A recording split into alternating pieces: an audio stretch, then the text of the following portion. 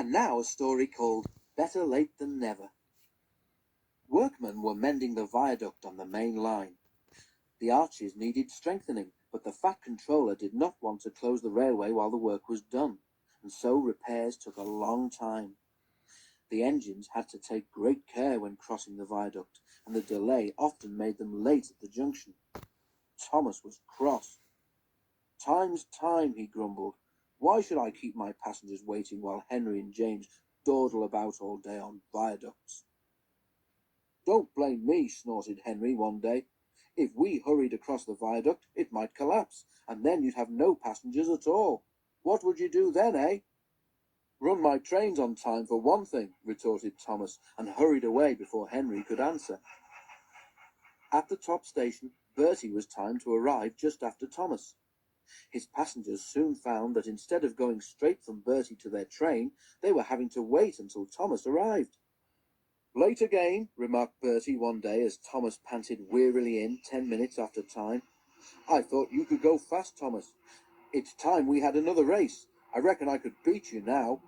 Thomas went bluer than ever and let off steam loudly. "Rubbish," he hissed fiercely. "I'd still beat you any day. It's those mainline engines. They dither about on their viaduct and then blame the fat controller's workmen. It's just an excuse for laziness, if you ask me." One day James was later than ever at the junction. "I'm sorry, Thomas," he puffed as he came breathlessly to the platform. "I was held up at the big station, and the viaduct made it worse." "It's lucky for you I'm a guaranteed connection," snorted Thomas.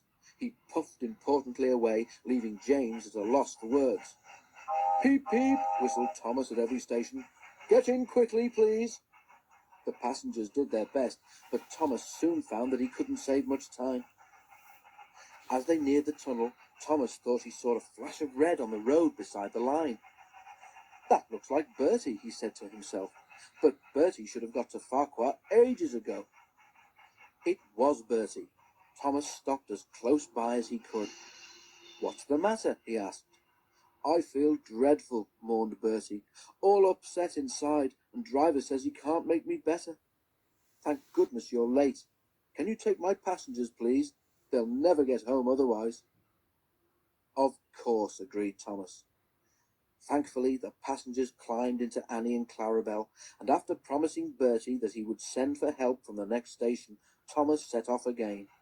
Already he was feeling much more cheerful. All the passengers reached home safely, and when Bertie was better, he came to thank Thomas.